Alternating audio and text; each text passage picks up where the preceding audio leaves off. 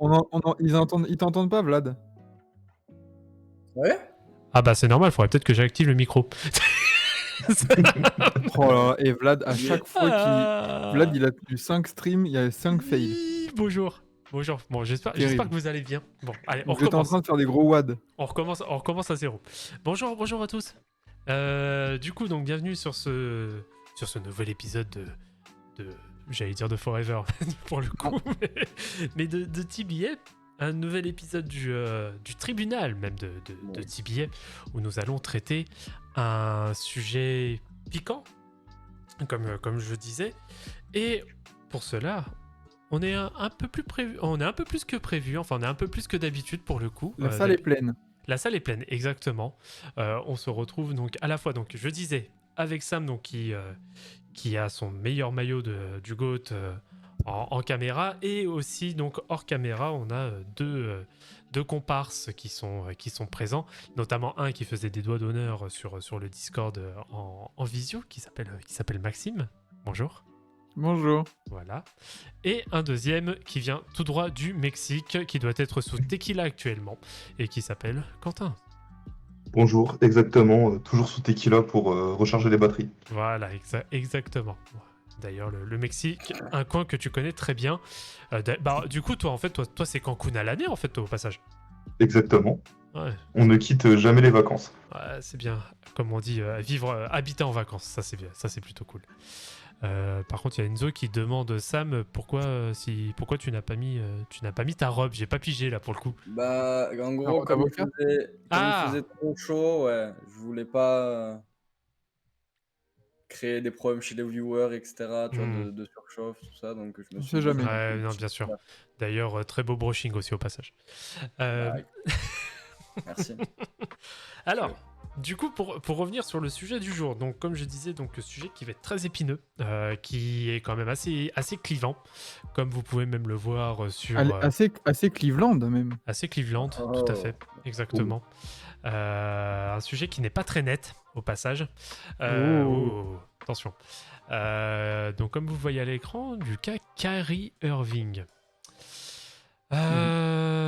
Cas qui est très très compliqué parce que c'est vrai que donc comme je disais donc très très clivant avec à la fois son excellent passage, moi j'estime très bon passage à Cleveland, même si les premières années n'étaient pas, on va dire, des plus joyeuses jusqu'à qu'il y ait un certain GOAT qui revienne dans sa franchise d'origine. Ensuite, il y a donc le passage à Boston. Est-ce que tu peux arrêter de Ouais. spoiler mon ouverture ou... Ah, pardon. Ouais, parce que du coup, non, parce que comme on fait d'habitude, moi je remets un petit Oui. peu en perspective, etc., etc. À moins que vous souhaitiez, messieurs, à la fois de la partie civile et défenseur, que vous souhaitiez peut-être directement introduire le cas Kyrie Irving. Et moi, de mon côté, je me mets un petit peu en retrait parce que je crois que maître Maxime, vous aviez une introduction à faire à son sujet, c'est bien ça. J'ai travaillé mon sujet, on va dire. Vous avez travaillé au sujet. Alors, est-ce que du coup, votre sujet, avant de commencer, est rempli de mauvaise foi comme la semaine dernière avec Quentin? Non, je serai juste, dans le bon comme dans le mauvais. L'intérêt de cette émission est de pouvoir discuter de manière objective et sensée, voilà, sur un cas clivant, comme tu l'as dit, certes, mais non moins complexe. Très bien. Très bien. Bon, par rapport à ça, moi, le but en tant que juge, c'est de pouvoir justement relancer sur les argumentaires de chacun, de mettre aussi en perspective certains détails qui ne le sont pas forcément. Donc voilà, c'est de pouvoir aussi animer, on va dire, ce débat et notamment ce jugement. Donc, écoutez, messieurs, s'il y en a un qui souhaite parmi vous introduire. Alors, juste aussi avant de recommencer, donc qui défend, qui est la partie civile, qui va attaquer, qui va être plus... Aucune idée. Non, Enfin... est-ce qu'il y a des défenseurs parmi vous? Est-ce qu'il y a des gens qui seront peut-être plus agressifs? On va être bien agressif ici. Bon, on va essayer J'ai peur de mettre... On va essayer de mettre de l'eau dans son vin. Voilà, on essaiera de trouver des arguments des deux côtés. Exactement. Ok, Très bien. Bah écoutez, s'il y en a un qui souhaite débuter et introduire le Kyrie Irving, Ouais. bah écoutez, faites-vous plaisir. Juste, il y a pas Wag, la NBA est quand même un univers impitoyable. Oui, même à Dallas. Tout à fait. C'est quand le jugement du criminel multirécidiviste qui est Embiid. Bah, on juge pas un mec qui vient d'être MVP, voilà. Bien sûr. Ouais, bon, alors, attends, Yaz, toi déjà, tu vas commencer, toi déjà. Allez, hop. Yann, c'est son 18e ban. Oh merde, Ah la merde, je vache. l'ai ban 10 minutes. Oh shit. Pas grave, il reviendra. Il va louper mon introduction, Non, mais c'est pas grave. hop là, c'est bon. Magnifique. Bon, messieurs, dames, bienvenue dans ce jugement de Kyrie Irving. Kyrie Andrew Irving, de son vrai nom, Uncle Drew pour les intimes, né le 23 mars 1992 à Melbourne, Australie, est un joueur de basket professionnel évoluant en NBA depuis maintenant 12 ans. Un joueur talentueux qui se verra attribuer l'honneur d'être sélectionné en premier lors de la draft 2011 par les Cleveland Cavaliers. Un impact immédiat avec des débuts tonitruants pour finalement arriver au firmament avec le titre de NBA 2016 aux côtés de LeBron James. Nous connaissions alors dans cette ligue un joueur extrêmement talentueux, un magicien de la balle orange, comme qui dirait, capable de nous époustoufler chaque soir avec des actions plus dingues les unes que les autres. Et après sa meilleure saison en carrière avec 25 points par match, Kyrie est envoyé à Boston à la fin de la saison 2016-2017 en échange de Isaiah Thomas. Et là, les ennuis commencent pour Irving. La mayonnaise ne prend pas à Boston, qui l'enverra ensuite rapidement aux Nets après 2 saisons, où ça ne marchera pas non plus. Vient ensuite un départ à Dallas plus récemment, et encore une fois, l'aventure présente pour le moment une tournure négative. Mauvais choix sportif, des scandales hors des parquets, une épidémie mondiale des déclarations, tant de choses qui viennent ternir le parcours d'un prodige de la balle orange. Mais alors messieurs, nous sommes réunis aujourd'hui dans cette salle de stream pour statuer sur la carrière d'un joueur, d'un homme. Kyrie Irving est-il vraiment le joueur exceptionnel qu'on voyait lors de ses premières années? Est-il un éternel incompris? Une porte de sortie heureuse est-elle possible? Tant de questions auxquelles nous allons répondre ce soir dans le jugement de Kyrie Irving. Voilà. J'ai un peu mouillé. Vas-y donc, cochon. C'est long, chef. Ah, oh, Ouais, Endless. Allez, oh, vas-y, faut- Rossi, faut- toi, tu- Oh, Ouais, putain, bah, ça se voit que t'étais pas là la semaine dernière, hein, parce que mon introduction, putain, elle a duré plus de 5 minutes, hein, pour le coup, donc le temps de remettre tous Merci, les contextes. ChatGPT. Alors, que dalle, Scrum. Que dalle. C'est écrit à la main en 10 minutes. à la plume. Ah, ça, Voilà. le merci de ChatGPT, ça, c'est le fameux argument lorsque c'est bien écrit, ça. Ah, Tout à fait. Ah là là, c'est vrai, je devrais le prendre comme un compliment. y a que les rageux, là. Exactement, l'éclairage. Et attention, messieurs, dans le chat, parce qu'aujourd'hui, Ouais. je suis sensible. Ouais, et- Aujourd'hui, on m'a couru sur la tub, j'en ai marre. Donc, attention, je peux être méchant. Même Morpion. Mais voilà. Très bien, bah écoutez, merci, merci Max. Quentin, Sam, qui souhaite prendre Oui. le relais.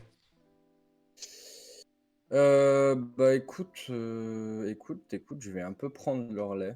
C'est quoi? Je vais commencer ma petite intro en disant que comment la carrière de Kyrie n'aurait pas pu être pas représentative de la loose parce qu'il gagne du coup évidemment avec LeBron, mais il faut quand même préciser que à la base, le choix de draft qui a été utilisé pour drafter Kyrie Irving appartenait aux Clippers. Donc on aurait pu s'attendre à une espèce de malédiction qui se suit, un choix qui a été échangé donc à Cleveland avec Baron Davis contre Jamario Moon et Mo Williams, donc du beau monde, et ça a un peu du sens. Non, ce que je trouve qui ressort un peu en regardant la carrière de Kyrie Irving, n'hésitez pas à m'arrêter si vous n'êtes pas d'accord, c'est qu'on l'a peut-être un peu, alors, mal jugé, déjà par rapport à son passage à Cleveland, qui certes reste bon en playoff, notamment grâce à 2 campagnes consécutives, la saison 15-16 et la saison 16-17, à plus de 25 points. Mais sinon, en termes de scoring, parce que ça reste quand même son habilité numéro 1, c'est assez compliqué.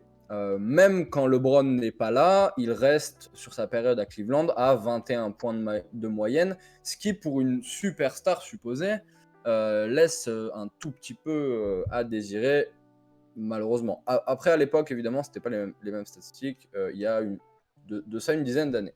Mais je trouve que le passage à Boston résume quand même énormément la carrière de Kyrie, c'est-à-dire un joueur très talentueux, capable de sortir des prestations, notamment lors des matchs de Noël qu'on lui connaît, assez spectaculaires, assez choquantes. Et puis, sur un court instant, on se dit, Kyrie, quand même, c'est un des meilleurs joueurs de la planète. Oui, sauf que sur la période de Boston, réellement, la meilleure série de playoffs qui a été faite par ces Celtics, elle a été faite sans Kyrie Irving sur sa première saison dans le Massachusetts contre Cleveland en finale NBA, où ils vont s'incliner du coup en 7 matchs, notamment grâce aux très bonnes prestations des jeunes que sont Tatum, Rosier, même Smart, qui n'a que 23 ans à l'époque, etc. Donc, moi, ma première question, entre guillemets, ça va être de savoir si on prendrait pas Kyrie pour ce qu'il n'est pas, entre guillemets. Est-ce que Kyrie Irving est vraiment une superstar du basket mondial aujourd'hui? Est-ce qu'il l'a vraiment été? Ou est-ce que ça reste un de ces joueurs, comme on en a vu tant? Y a 1000 exemples, mais bon, Tracy McGrady, tu vois... J'en avais un tout à l'heure qui était très bien. Gilbert Arenas, des joueurs qui sont talentueux, enfin hyper talentueux, mais qui au final ne suffisent pas pour vraiment mener une équipe vers le sommet. Est-ce que Kyrie n'est pas l'éternel lieutenant à une superstar et ne pourra jamais gagner au final, même s'il n'a que 30 ans, hein, rappelons-le, 31, pardon, ne pourra jamais gagner tout seul, je me le demande. Très bien. Merci Sam pour cet aparté, en tout cas cette démonstration. Quentin, as-tu des choses à rajouter? Je pense que mon confrère, le maître Sam, a très bien décrit la situation de Kyrie Irving. Je n'ai pas d'éléments qui pourraient embellir encore plus cette narration. Cependant, après Vlad, monsieur le juge, vous pourrez peut-être apporter des éléments nouveaux à l'enquête. Je te trouve dur, Sam, sur le côté scoreur. Faut pas oublier que Kyrie Irving, quand il arrive à Cleveland, c'est un marais, le truc, c'est dégueulasse et tout ça. Mhm. On a quand même un joueur qui est au-dessus des 20 points de moyenne. Il est à 18,5 points de moyenne lors de sa première année. Après, c'est au-dessus des 20 points de moyenne, à part la saison 2015-2016, où il ne joue que 53 matchs. Mais ça reste assez régulier pour un jeune joueur qui, en plus, doit partager la balle et la lumière avec monsieur LeBron James. Et surtout à des pourcentages très très corrects. Ça tourne à 45-47% à peu près tout le temps dans sa période Cleveland. À 3 points, ça tourne autour des 38-39% de moyenne. C'est pas tout mal, quoi. Oui, non, bien sûr, c'est pas tout mal, mais sur les 200 matchs, tu vois, qui jouent sans LeBron, justement, tu pourrais te dire ça, ah ouais, mais Kyrie, oui, il est, franchement, pour un rookie, et même après, il a été très fort sur ses premières années en NBA, d'ailleurs, il est très vite All-Star au bout de sa 3e saison, mais sur les 200 matchs, 198, qu'il a joué avec les Cavs sans LeBron, il n'est évidemment, c'est toujours à mettre en comparaison, qu'à 21 points de moyenne. Ce que je trouve assez peu par rapport au talent qui était présenté à l'époque à côté de LeBron. Oui, alors, par rapport à ça, alors pour revenir un petit peu aussi sur ce qu'est Kyrie Irving, hein, pour le coup, on va revenir un petit peu aussi à la genèse de sa carrière. C'est quelqu'un qui aura été... donc qui aura grandi déjà dans le New Jersey, donc à West Orange, qui aura eu, dans sa vie, on va dire, personnelle, donc un décès quand même assez tôt, notamment de sa mère. Mais bon, malgré cela, qui aura réussi à montrer de très très grosses performances déjà à partir du lycée, Moi, pour ma part, c'est depuis le lycée déjà que je le suis. Donc là, on parle de 2009-2010. On parle vraiment de ces années-là où le gars est All-American. Il a de très bons résultats avec son école. On parle quand même d'un mec qui score plus de 27 points par match. En high school, c'est pas n'importe quoi non plus. Il a même comment dire, un titre d'État avec son lycée. Ensuite, il va à Duke. Déjà, Duke, c'est aussi les premières difficultés, car il est blessé quasiment tout le long de la saison. De la saison donc 2010-2011, grosse blessure au pied. Bon, enfin bref, il ne fait rien à la fac. Et malgré tout, termine quand même numéro 1 de draft donc en 2011, parce que ça aussi, il faut le rappeler, c'est que c'est un numéro 1 de draft par les Cleveland Cavaliers qui sont complètement décimés suite au départ donc, de LeBron James en 2010, après The Decision. Malgré cela, il arrive quand même à avoir de bonnes stats. En tout cas, il commence très bien sa carrière. Alors, je vais vous mettre aussi au passage la petite page basketball référence qui va bien avec toutes ces stats.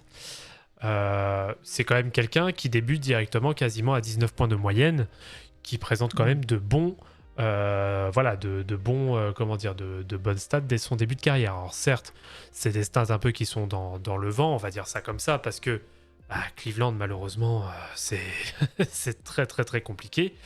Mais il arrive quand même à se tenir sur des standards. Après, Kyrie Irving, ça n'a jamais été non plus un scoreur monstrueux en termes de volume. C'est toujours des moyennes de 22, 23, 24, voire 25.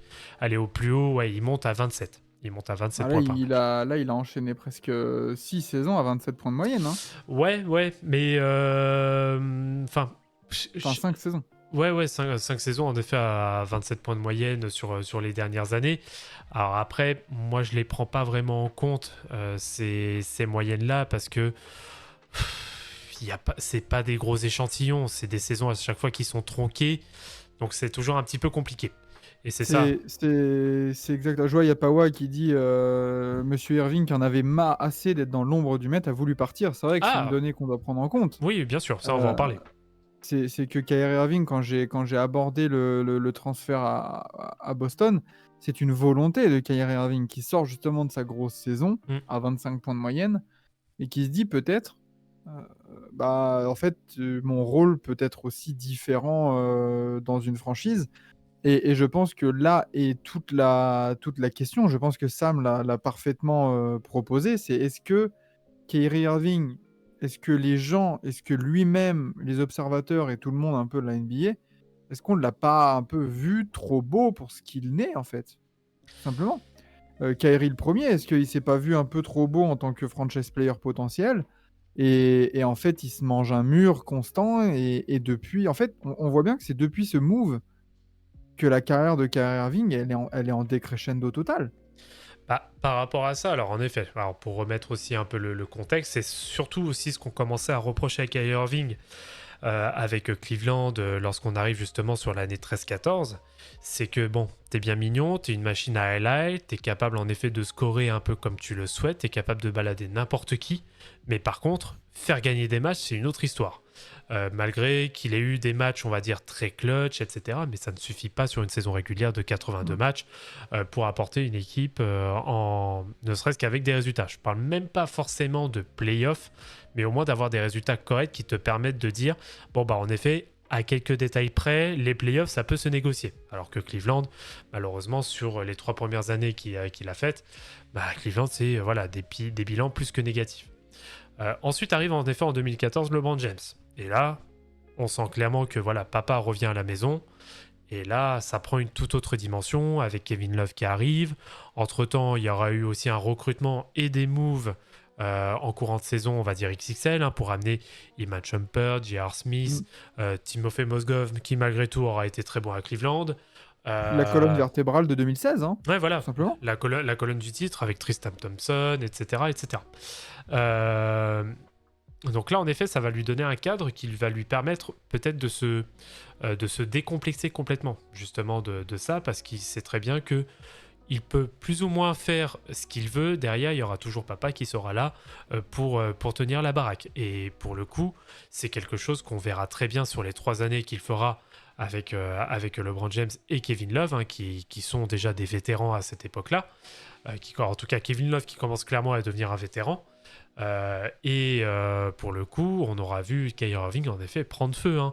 On se rappelle des 51 points qu'il met contre Portland et 57 points contre San Antonio en prolongation, ou c'est l'inverse, je sais plus exactement. Le premier match, quand il arrive à Brooklyn, il en met 50 aussi. Hein. Voilà, Premier match de la saison. c'est exactement Oui. ça. Il y a le titre donc de 2016 qui arrive et il y a ensuite 2017. Alors 2017, bon, ça reste finale NBA. Bon, on sait que c'est un gentleman sweep face à Golden State, sachant que Kyrie Irving se blesse aussi sur les finales de 2015 et ça reste un événement majeur parce que c'est clairement le tournant de la série, avec Kevin Love aussi qui se blesse sur ce match-là. Donc derrière, ce sera Golden State, bien sûr, qui remportera le titre en 2015. 2016, c'est Cleveland. 2017, c'est Golden State. Et il commençait à vivre, en effet, on va dire, dans une situation où il souhaitait beaucoup plus s'exprimer. Malheureusement, avec un LeBron James, ça reste compliqué de passer en numéro 1, sachant que lui était en pleine force de l'âge. Donc il décide.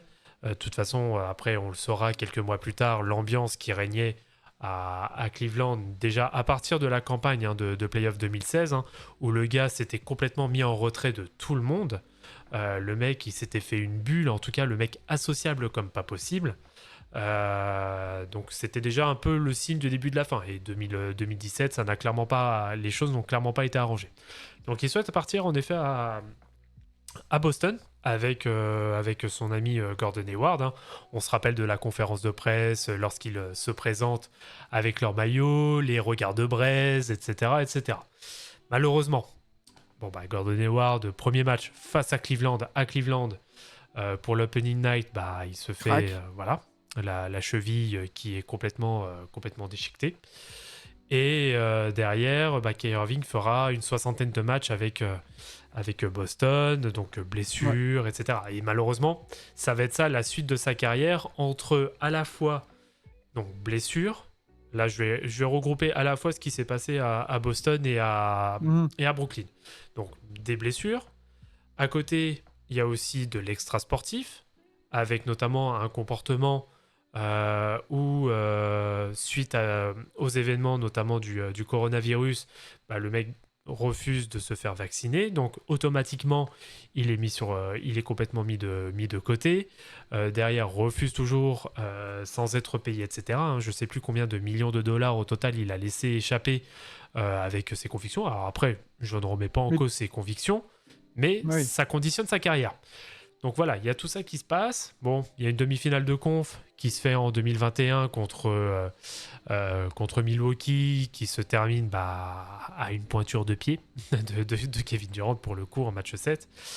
Donc voilà, c'est très compliqué. Aucun résultat non plus à Brooklyn au final. Au final, l'effectif des Nets se désintègre complètement. Bon, voilà, situation pas très, très compliquée.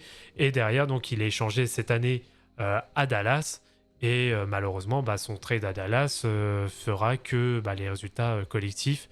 Alors, pour le coup, je ne pense pas que ce soit uniquement de sa faute. Je pense que c'est tout simplement un bad move comme pas possible de Mark Cuban. Bon, ça après, on reviendra sur le sujet.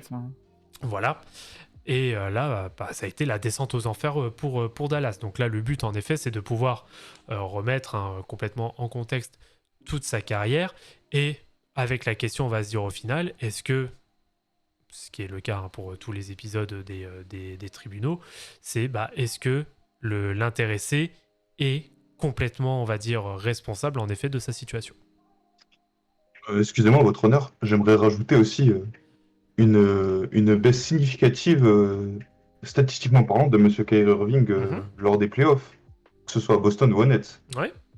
Allez-y, maître, je vous en prie.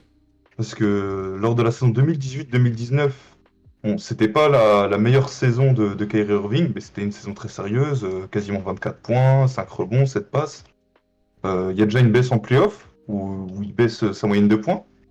Et ses pourcentages d'ailleurs, 38% au tir au global sur ses playoffs. Honnête, c'est pareil. Les playoffs, les playoffs où ils vont en demi-finale, c'est quand c'est 2021, sa moyenne baisse. Il passe de 27 points par match à 22. Et lors du sweep infligé par les Celtics, c'est pareil. Il passe de 27 à 21 points de moyenne. Donc une baisse significative des moyennes de Kyrie Irving au scoring, c'est quand même très étrange. Alors Quelqu'un après, dans son prime. oui, moi j'entends l'argument. Cependant, tu parlais du coup tu prends les playoffs 2021 comme exemple, à Brooklyn, où il tourne à 27 points et il termine en 21 à 22,7 points. Dans ces playoffs-là, il tourne à 44% au tir. Non, 47% au tir. 47, Ouais, c'est ses meilleurs playoffs depuis son départ de Cleveland. En saison régulière, c'est 50% la même année. Il prend 20 tirs par match en saison régulière. Il en prend combien? 18. Il en prend 18. Est-ce que cette baisse significative là, tu vois, je rentre un peu dans le dossier un peu de la défense, mais est-ce que cette baisse significative en termes numériques, sans parler de pourcentage, elle se fait pas aussi parce qu'à côté, tu as des joueurs qui sont peut-être aussi, qui prennent plus la balle, par exemple, monsieur Kevin Durant, Ou monsieur James James Harden. Après, ça a été aussi son choix de partir là-bas. Enfin, c'est pas un trade, personne ne l'a forcé, il a Ça, signé en tant que free agent. ça, non, mais ça, c'est autre chose. Mais encore, s'il y avait eu vraiment une baisse significative des pourcentages, comme Oui, certains oui. peuvent le présenter en playoff. Mais là, on voit pas vraiment une baisse énorme en termes de pourcentage. Il prend juste moins de tirs. Moins de tir. Donc, est-ce que vraiment on peut lui mettre dessus le fait de juste prendre moins de tirs? Est-ce que... Je pense qu'on peut lui mettre dessus en 2022. Parce Parce qu'en 2022, il n'y a plus James Harden. C'est lui et monsieur Kevin Durant qui doivent driver l'équipe. Il prend combien? 5 tirs de moins? Comment ça se fait? Il prend 15 tirs et 18 l'année d'avant. Après, il baisse vas-y, encore ses vas-y. pourcentages. Ouais, désolé. C'est juste pour conclure, il baisse encore ses pourcentages en prenant moins de tirs, alors que il est le joueur sur qui Kevin Durant doit aussi se reposer. C'est très étrange. Alors, et par rapport à ça, justement, vu que vous abordez ce contexte-là, est-ce que déjà à Brooklyn, est-ce que à la fois la hiérarchisation ainsi que la responsabilisation de Kyrie Irving était réellement existante? Est-ce que, parce que quand on regarde bien ce qui s'est fait à Brooklyn, certes c'était son équipe lorsqu'il est arrivé. Donc là on parle de 2018. Non, de 2019, pardon. Non, attendez. Oui, Non, pardon, 2020, pardon, c'est la saison 2020-2021. Voilà, 2020-2021. Où il arrive à Brooklyn? Où il arrive à Brooklyn. Non, il arrive en 2019-2020. Ouais, c'est 2019-2020, voilà, j'ai plus... oui, 2019-2020, pardon, autant pour moi. Là, avec l'absence de Kevin Durant, parce qu'il a été absent justement pendant toute la saison, là, on le voyait clairement, en effet, en tant que mal alpha. Ça se voyait clairement que c'était lui qui était, pour le coup, le patron.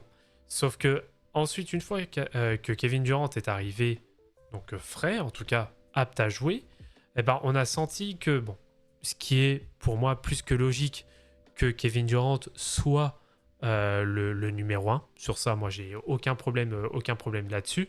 Mais par contre, en effet, entre à la fois Kyrie Irving qui est là, mais aussi par la suite James Harden, et là on va plus parler de la saison 2020-2021, avec le trade aux Sixers, pas aux Sixers, je confonds avec l'année dernière, mais de Houston, pardon. Est-ce que en effet, Kyrie Irving avait réellement sa place? Est-ce que sa place était réellement aussi vraiment définie dans la hiérarchie? Parce que c'est vrai que lui et James Harden pouvaient plus ou moins se partager les rôles, on va dire, un bis et inter. Mais après, c'est là où on touche aussi à un débat qui devient un peu plus général. C'est le problème, et au-delà de ce Big Three en particulier, C'est le problème des Big Three de superstars. Ouais. C'est que quand à Cleveland, il y avait un gros Big Two entre Kyrie et LeBron, où là, tu avais le mal alpha et Kyrie. Mm. Là, c'était clair. Le truc, c'est comme tu dis, la hiérarchisation, quand tu as 3 superstars à un tel niveau, avec un tel rôle, c'est très différent. Parce que là, oui, tu dois te dire, tu dois dire qui fait quoi dans cette équipe, sachant, comme tu as dit, qu'il y avait James Harden et Kyrie Irving, un peu sur les mêmes postes, un peu combo garde 1-2. Que faire? À qui donner la balle? Alors que, si tu avais vraiment une hiérarchie 1-2 claire, peut-être que, comme à Cleveland, on aurait vu peut-être un Kyrie Irving un peu plus sûr, un peu plus certain de ce qu'il doit faire. Et après, dans ce fameux Big Three, est-ce qu'il y avait vraiment un mal alpha là-dedans? Est-ce que, en fait, depuis son départ de Cleveland, Kyrie Irving n'a jamais joué avec un vrai mal alpha? Kevin Durant le disait lui-même, hein, lui, il était content que Steph Curry soit là à Golden State parce que On en parlait hier. c'est pas lui, il n'est pas mal alpha, il n'est pas, il est pas vraiment ce genre de joueur-là. On Et verra après- ce que ça va donner d'ailleurs avec Doncic, hein, mais Doncic Ouais. pourrait éventuellement être ce type de joueur. Et après, tu vois, tu parlais, Vlad, du fait de la responsabilisation, de la hiérarchie et tout ça. Encore une fois, est-ce de la faute de Kyrie? Bah, moi c'est ça que je veux un peu mettre aussi en avant parce que c'est vrai qu'on lui tend quand même beaucoup dessus, hein. Et même moi, je suis le premier à dire que pour moi, ce ne sera jamais un franchise player. Il n'en a pas l'étoffe parce que c'est vraiment, moi je le trouve et on l'a vu à Cleveland, il rentre très bien dans ce rôle de lieutenant en mode un peu assassin silencieux. Où il ne fait pas parler de lui en soi, hein. Sur le terrain, tu le verras jamais trash talk quelqu'un, tu le verras jamais être, on va dire, une tête brûlée. À part à Boston. Oui, Ouais, mais à Boston, oui, voilà, à Boston, il y a le contexte qui fait que aussi. Et là, pour le coup, c'est lui qui est 100% coupable, hein. Mais c'est quelqu'un qui, de base, est quand même assez discret sur un terrain de basket. En dehors de ses frasques, de dribble et compagnie, ça fait partie de son jeu. Et même en dehors, à part, comme tu Ah oui. dis, ces énormes frasques, Il est très discret, hein. qui peuvent se résumer à 2 choses, en fait. La non-vaccination Ouais. et la déclaration sur le fameux documentaire. Oui, c'est Au-delà de ça... Après, bon, il Oui. y a eu 2-3 déclarations, la Terre plate, etc. Mais bon, ça reste, voilà, c'est rien, on va dire. Maître Gims, il a bien dit qu'il y avait de l'électricité sur les pyramides. C'est pas pour ça que les gens vont pas à ces concerts ou quoi, tu vois. Non, genre. non, bien sûr. Mais c'est là où, voilà, moi, c'est pour ça que moi, je remets pas. Alors, pour ma part, pour le coup, je sors un peu de mon rôle de juge. Mais c'est là où, pour moi, il mérite, on va dire, une certaine clémence, entre guillemets, parce que tout n'est pas non plus de son fait. Et moi, alors après, tout n'est pas de son fait. Au final, ça reste quand même lui qui décide d'aller là où il veut aller, en soi. Et je pense que c'est un peu le résumé de sa carrière, c'est qu'il a jamais été correctement entouré. Que ce soit les boards, notamment de la franchise de Brooklyn, où ça a été, je suis désolé, mais catastrophique. Boston, c'était un peu une période bizarre parce que ça se sépare d'Isaiah Thomas très salement. C'est compliqué, moi je trouve quand même Boston. Après, il y a les eu. premières années de Tatum, est-ce que c'est lui le mal alpha? C'est ça.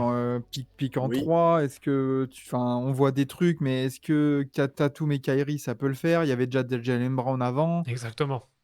Et Il y c'est a là. Gordon Hayward qui arrive avec une grosse étiquette, grand buddy de Brad Stevens d'ailleurs quand il arrive. C'est vrai que il arrive toujours dans des environnements assez, pas hostiles, mais tu vois, genre pas non plus propices à évoluer correctement. l'intégration, quoi. Ouais. Hormis Boston, est-ce que vraiment à Brooklyn, il arrive dans un environnement hostile, justement? Non, mais pas hostile dans le sens où il le voulait pas, mais hostile dans le sens où c'est pas comme si c'est pas comme quand Kevin Durant il arrive à Golden State et que tu arrives dans un environnement où tu as c'est Steph hyper Curry, sain. un super franchise player, qui te dit t'inquiète mon buddy, c'est toi et tout, clac clac, moi je vais me mettre en retrait, tu vois. Ça, c'est assez rare en même temps. C'est ça. Et aussi, au Nets, avant le trade d'Harden, désolé, mais tout l'effectif, c'est très bien construit, il y a tout qui va comme il faut avant ce trade. Bah, alors, C'est ce oui, que j'allais dire. alors sur ça, moi je vous rejoins. C'est sûr avant le trade d'Arden, c'est vrai que Brooklyn se portait plutôt bien. Mais ce que veut dire, et je pense que je vais rejoindre Max aussi sur ça, c'est que en qualifiant, on va dire, d'hostile, c'est que faut aussi rappeler le contexte de Brooklyn avant que lui et Kevin Durant y arrivent. On est sous Kenny Atkinson, qui est playoffable avec notamment D'Angelo Russell, qui est All-Star sur cette saison, avec un Et effectif, Jared Dudley. avec un... Hmm. Pardon? Et Jared Dudley. Et Jared Dudley. Tout à fait, Mhm. le Ben Simmons stopper. Voilà. Mais dans un contexte où tu as Brooklyn qui se débrouille mais extrêmement bien avec ce qu'ils ont en fait. Ils font une excellente saison 18-19 et à côté, tu te mets à tout casser pour justement accueillir Kevin Durant et Kyrie Irving. Et alors ça n'excuse pas les Non, performances après. Kevin Durant et James Harden. Ouais, les trois au final. Oui, enfin, ça va avec les. Oui, enfin, James Harden, il arrive plus tard, oui. Mais Après, là, pour accueillir les deux premiers, ils cassent pas trop non plus. Il y a un sign and trade pour faire venir KD. C'est Dilo, il me semble. bah ouais, mais c'est ta pièce Tu trades maîtresse. quand même ton franchise, quoi. Ouais, c'est ta pièce Ouais, mais maîtresse. tu Hein. récupères, tu trades ton franchise contre Kevin Durant et tu signes Qui est Kyrie blessé Irving. la première saison. Hein. Oui, en Oui, plus, oui. Oui. oui, Mais Kyrie, tu il se casses quand blesse même ton groupe, mine de rien. Bah oui, tu casses une dynamique, tu casses énormément de choses. Sachant que derrière, t'as aussi Kenny Atkinson qui saute quelques mois plus tard, quoi. C'est ça. Non, mais c'est ça. Euh, Mais après,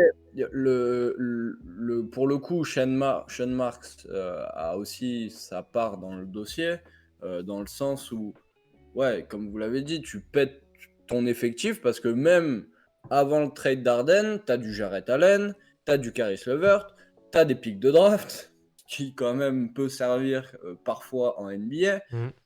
Et donc, tu te retrouves à tout bazarder pour choper James Harden et rajouter du talent offensif et un ball handler.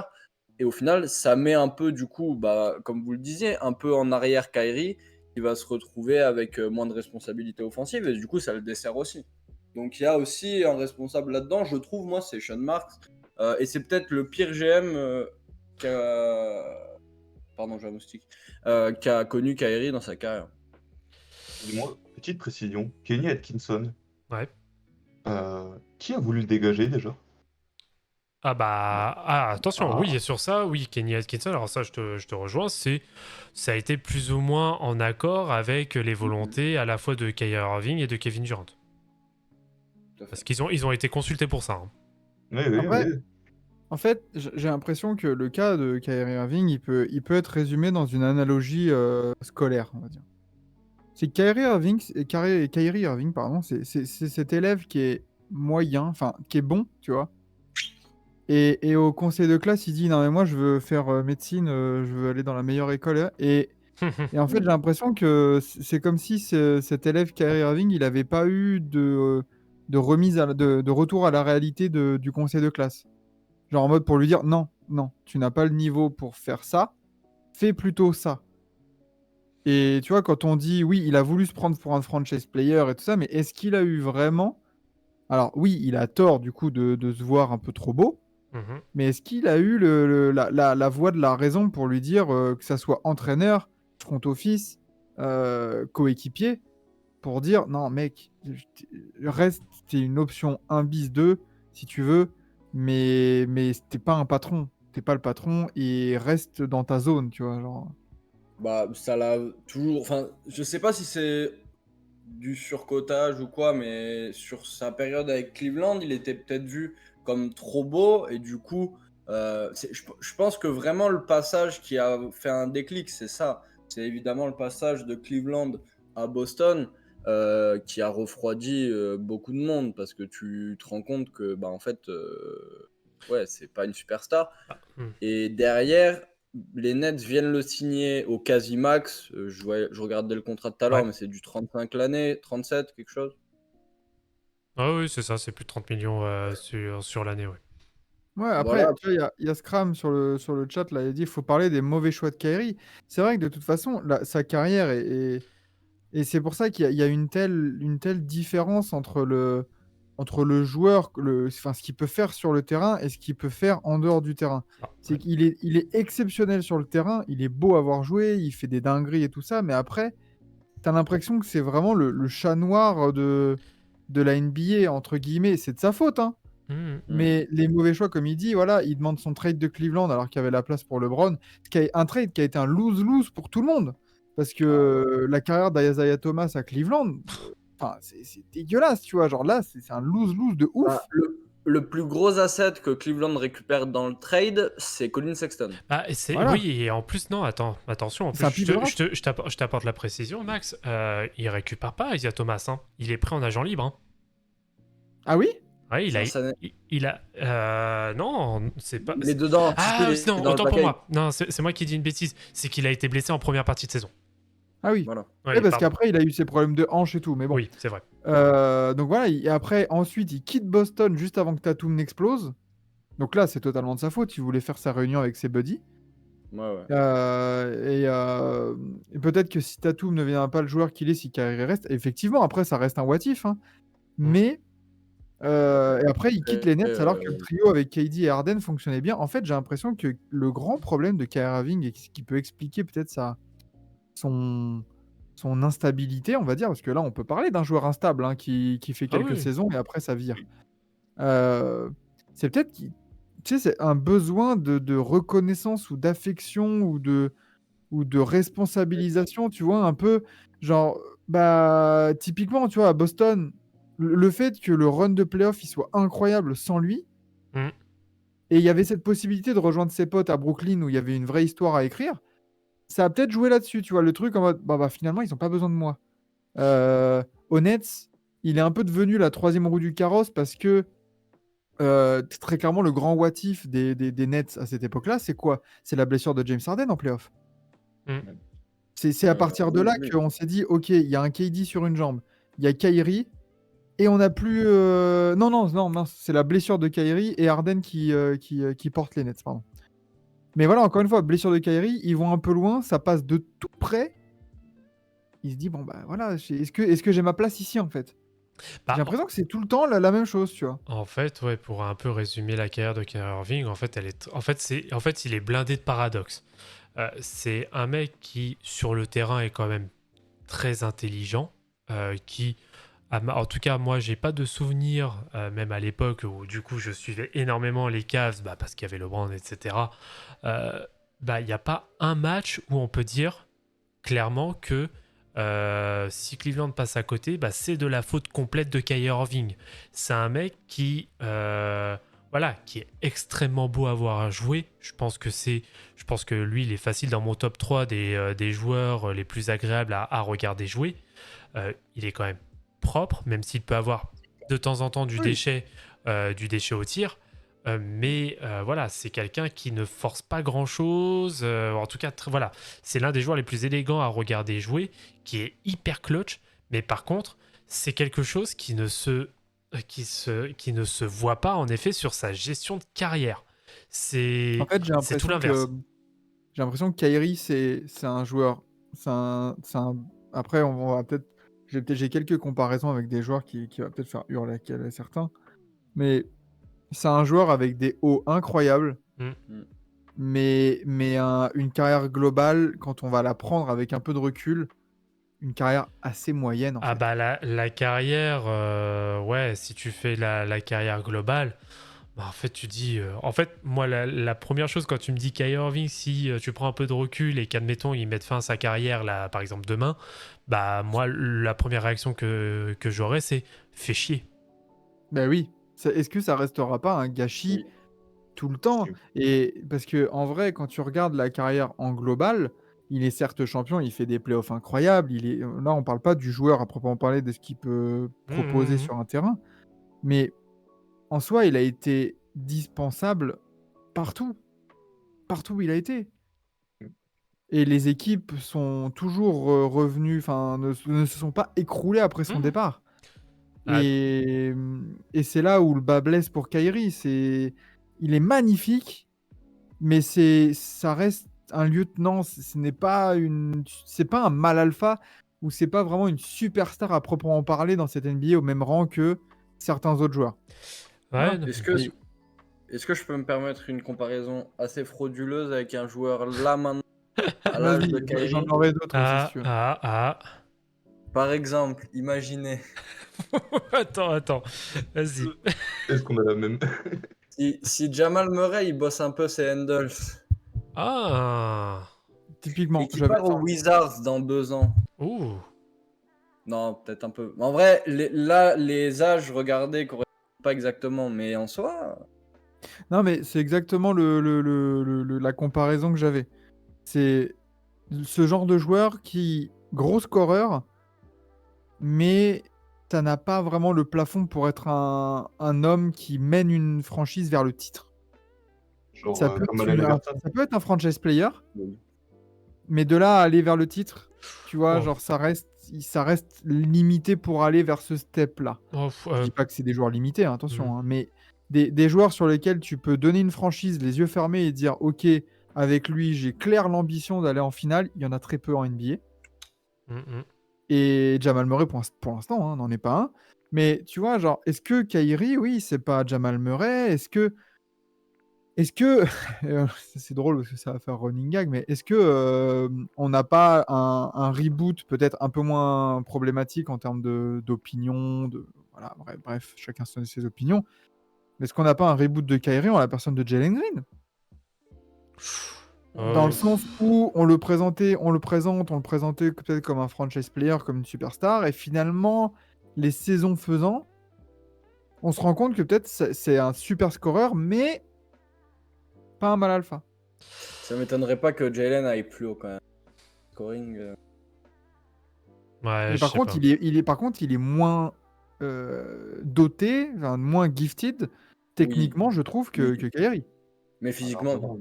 Ah oui, il y a pas, pour le coup, il y a pas débat. Hein. C'est sûr que. Franchement, c'est pas l'insulter que de dire ça en plus. Ah Non, non, mais mais tu parce vois, que Kyrie Irving, c'est simple, il est arrivé, il était prêt. Il y a dire ce qu'il y a. Scram qui dit trop tôt pour Jalen Green. En fait, quand tu vois le parcours de Kyrie Irving et quand tu vois le parcours pour l'instant de Jalen Green qui va attaquer sa 3e saison, il me semble, hein, donc tranquille, hein, aucun plan sur la comète. Mais en fait, quand on voit le développement du joueur et quand on voit le développement de Kyrie Irving, est-ce qu'il ne faut pas le LeBron James de Kyrie pour Jalen Green pour qu'il puisse se développer et donner le maximum qu'il puisse? Et c'est pour ce genre de joueur-là qu'il faut vraiment ce mentor, ce mal alpha, ce mec sur lequel se reposer sur le terrain, en dehors pour prendre la shine quand il faut se faire taper dessus ou un truc comme ça. Voilà, est-ce que Kyrie, du coup, c'est pas un de ces joueurs qui est dépendant d'une grande figure comme ont pu l'être d'autres en fait. Non, tellement. Peut-être. Bah, le problème aussi, c'est que quand justement il est sans ces grandes figures, il step up pas. Il y a peu de différence entre son temps au Nets avec et sans Kyrie. En termes de statistiques, c'est quasiment les mêmes. Pareil pour son temps aux Cavs avec, bon j'en parlais tout à l'heure, avec et sans LeBron. Et donc, ouais, c'est un joueur qui peut te choper 22 points de moyenne avec 6 passes. Mais ouais, tu peux pas aller chercher grand chose d'autre. Il est exceptionnel, tu vois, médiatiquement, statistiquement, oui, en effet, même dans le jeu, tu vois. Et bon, c'est grandiose, mais déjà, t'as pas d'aura, tu vois. Et hormis l'aura d'un fou, moi je me rappelle d'une fois où je l'avais eu en conférence de presse après un match et les Nets perdent. Et il y a un gars qui lui pose une question et il répond à un truc mais lunaire. Tout le monde, donc tu voyais les caméras des journalistes, tout le monde regardait comme qu'est-ce qu'il est en train de raconter. Il disait non mais moi de toute façon je trouve que Dieu c'est le plus important. Oui le match de basket je sais pas mais en tout cas là je vais aller prier ça va être bien etc. Et après, il y a des yeux. Après, il y a toujours ce côté. Alors après, bon, moi, cette réponse, moi, m'a pas plus surpris que ça parce que Ça reste très américain, hein, Oui, oui. c'est God above all, mais Mais t'es pas musulman, Kairi?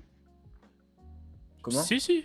Si, Si, si, si. Bah, si. c'est Si, Dieu si, quand si, il même. est musulman, mais bon, Ah ouais, non, C'est mais God quand même. comme tu faisais le parallèle avec Bah, ça va avec la les société. Américains et tout. Oui, ça va Ah oui, Oui, avec, non, mais c'est en accord avec le mode de pensée et l'éducation à l'américaine, j'ai envie de dire. hmm. ah, ok, Mais j'ai mal compris. non, pas de souci. Mais moi, ça me surprend, ça m'a pas plus surpris que ça en fait. Ce genre de réaction pour le coup, hein. Pas plus. Ouais. Mais c'est en effet, par contre, c'est vrai qu'il a des, ouais, il a des réactions. Alors, je sais qu'il y avait eu aussi une conférence de presse. Alors, je sais plus quand exactement. J'ai Hmm. plus envie de dire de bêtises. Mais où il avait voulu faire un peu aussi. Ah, je me demande si c'est pas en sortie de playoff. Ah, j'ai plus la date en tête. Mais où il a voulu faire un peu une LeBron. Où il a voulu faire une LeBron quand ils perdent face à Dallas en 2011. Où d'ailleurs ça avait fait beaucoup de critiques à l'époque. Où LeBron James il a dit de toute façon que j'ai perdu le titre. Quand je vais me lever demain matin, moi, ma vie, elle sera toujours la même. Les gens seront toujours envieux de ma vie. Moi, je me lèverai, je profiterai toujours de ma vie. Parce que voilà, je suis un privilégié, etc., etc. Alors que vous, vous allez vous contenter de faire votre 9h-17h dans un boulot que vous n'aimez pas, Hmm. etc., etc. Et Sympa. il avait... bah, dans l'absolu, il avait pas si tort que ça. Oui. Malheureusement, ça reste factuel, on va dire. Mais Hmm. on va dire que c'était très malvenu quand même, oui, à ce moment-là.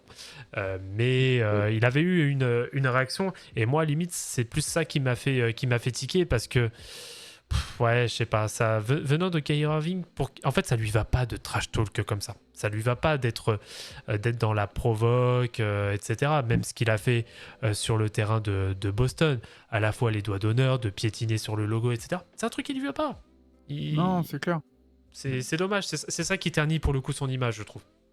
Ouais, bah ouais, il Après, nous il dit a, aux US, c'est Dieu, famille, reste, tu vois, ouais, c'est ça. Ouais, c'est ça. après, il a aussi joué un peu avec son image quand, si je me rappelle bien, il était à enfin, tout le truc avec l'anniversaire de sa Oui, sœur, etc. euh, où il était censé être en isolement, au final il l'était pas, enfin c'était tout un bordel. bah, il y avait Je sais ça. pas. Pareil, c'est bah, l'été où il se barre à Boston. C'est le mariage de. C'est le mariage de Draymond Green, je crois. Mhm. Où il est vu en train de se taper des barres avec Stephen Curry et compagnie, en train de se foutre justement de la gueule de LeBron James sur la vidéo qu'il avait prise à la salle, où il fait des gestes un peu en mode vénère, etc. Et Ah ouais, du je coup, vois. il le réimite derrière. Ah, Ou ça lui va même, pas. quand vous parlez du mariage, là, c'est pas la période où les Nets, ils arrivaient même pas à le joindre. Ouais, bah, Peut-être. bien sûr. Ouais, Si, il y peut-être. avait eu. C'est comme le caca, enfin le cacahuay dont on a parlé la dernière, hein. Mm. Ah, Il y a des accointances. Ouais. euh, j'ai regardé vite fait là pendant que je vous écoutais, Mhm. parce qu'il y a quelque chose qu'on a très peu parlé, enfin dont on a très peu parlé, je pense, sur le dossier Kyrie Irving, c'est le dossier médical. Mhm. Parce Oui. que, alors moi, enfin, ce qui me choque un peu, c'est bon, déjà, quand tu Il n'y a pas de regardes vaccin. toute sa carrière, il y a très peu de saisons où il fait plus de 70 matchs, Ouais. que 3. Ouais. Et après, en fait, moi, ce qui m'a. Alors, là, j'ai pas retrouvé les premiers, enfin, les dernières données sur le site de Fox Sports, là, sur les injuries. Ça date de 2017-2018. Donc, Mhm. on va prendre là, mais quand on prend avant, par exemple, la 2016-2017, il joue 72 matchs sur 72, enfin 72 matchs.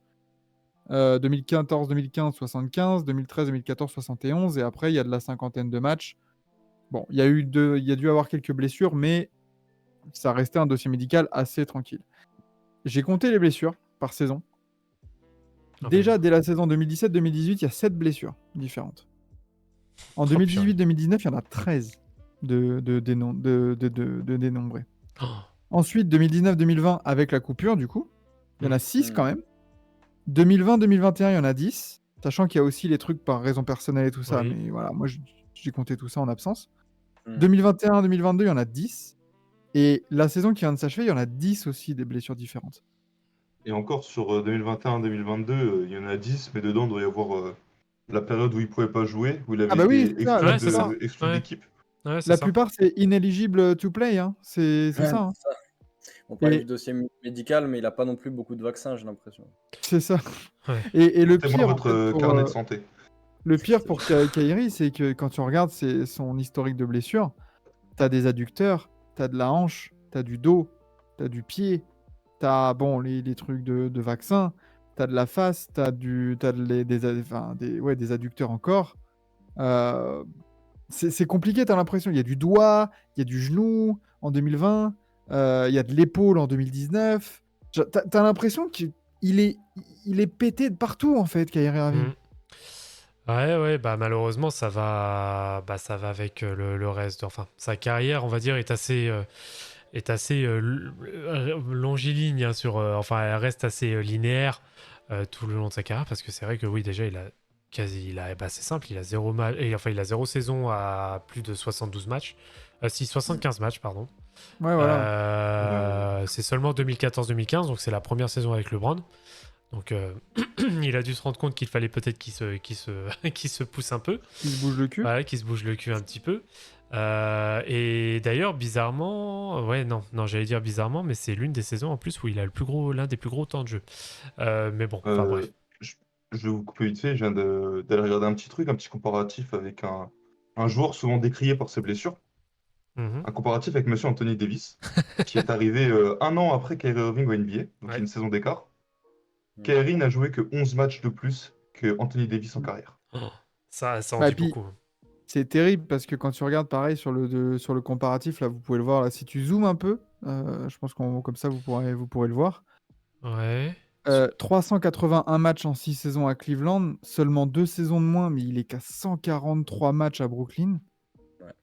Encore la moitié des 4 saisons, du coup, Boston, là, il n'y en a que 2, mais il est pratiquement au même nombre de matchs, Mm. 127.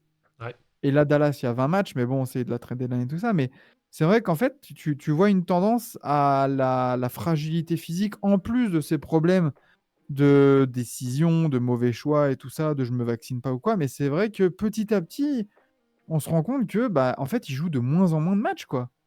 Mm. J'en À ai... Cleveland, je crois, il joue, si on fait 381 divisé par 6, on doit pas être loin de 60 matchs la saison, tu vois, Ouais. Ouais, un en petit peu plus, ouais. moyenne. Mais après, tu vois, tu as du 60, ok. Après, tu as du 20 matchs. Bon, il y a eu le Covid, 54, 29. Et là, 60 en cumulé. C'est que tu as l'impression qu'on est sur une régression Oui, en enfin, termes de matchs joués. enfin Et pareil, sur la saison 2019-2020, alors certes, il y a le Covid, mais c'est surtout qu'il rate toute la première partie de saison, et c'est Kevin Durant aussi qui gère toute la première partie de saison. Hein. bah oui, hein, attention, hein. Et comme dit Endless Bullshit, les pourcentages au shoot sont hallucinants. En fait, c'est ça qui est paradoxal avec Kyrie Irving, c'est que tu as l'impression que quand on va se retourner sur Kyrie Irving, je pense on va avoir une analyse, mais bordel, mais quel dommage. Ah, pardon, non, je Mm. confonds. Non, excusez-moi, non, je confonds. Non, il fait 20 premiers matchs, pardon, sur la saison 2019-2020, et après, c'est blessure fin de saison. Hmm. Et c'est pour ça qu'ils font pas les playoffs. Voilà. Si, Mais pour les playoffs. tu vois, Kyrie, putain, quel dommage, quoi. Mm. Comme tu le disais, Vlad, en tout début, on va se retourner. Et est-ce qu'il y a pas est-ce qu'il sera Hall of Fame pour vous? Non, Je suis même pas certain. non. J'ai une autre comparaison qui doit faire encore plus mal, je pense, hein, au niveau des matchs joués. Mhm. Kawhi Leonard est arrivé la même saison que lui. Kawhi Leonard a connu, donc déjà 2021-2022, il joue pas un match, et il y a une saison, il joue 9 matchs. Mhm. Il y a que 40 matchs d'écart entre les deux. Alors qu'il y en a un qui rate 2 saisons. Ouais. Et Kawhi, c'est quand même la punchline ultime en termes de matchs ratés. Ouais, Tiens, bah, c'est sûr. tu veux une autre comparaison bien frauduleuse? Mhm. Si. Kyrie Irving a donc 671 matchs en carrière. Ben Simmons, il en a 317. Et pourtant, Ben Simmons, il a 2 saisons blanches. Mm.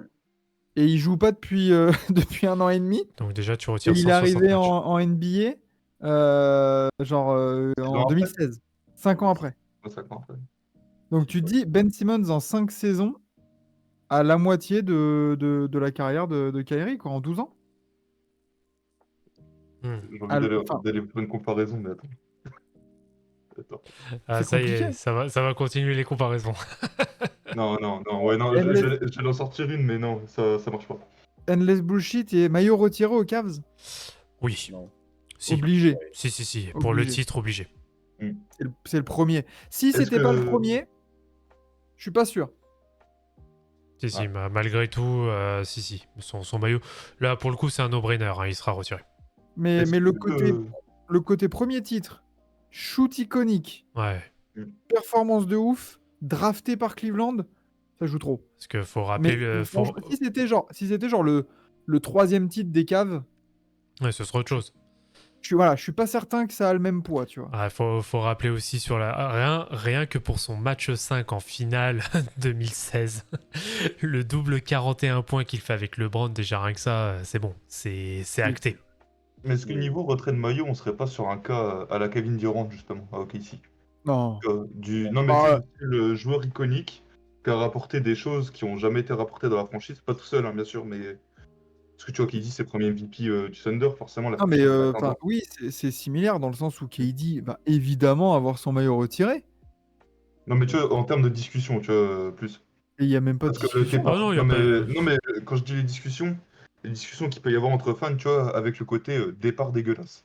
Mais ouais, mais ça, c'est que les fans Bah, qui se sentent cocus, c'est tout. et encore, départ dégueulasse, oui et non, parce que Kevin Durant, il est free agent hein, quand il part à Golden State. Hein. Oui. Il Oui, a, et puis il a avec le honoré contexte, le machin. il a honoré son contrat jusqu'au bout, alors que Ouais. Kyrie Irving, lui, a demandé à partir.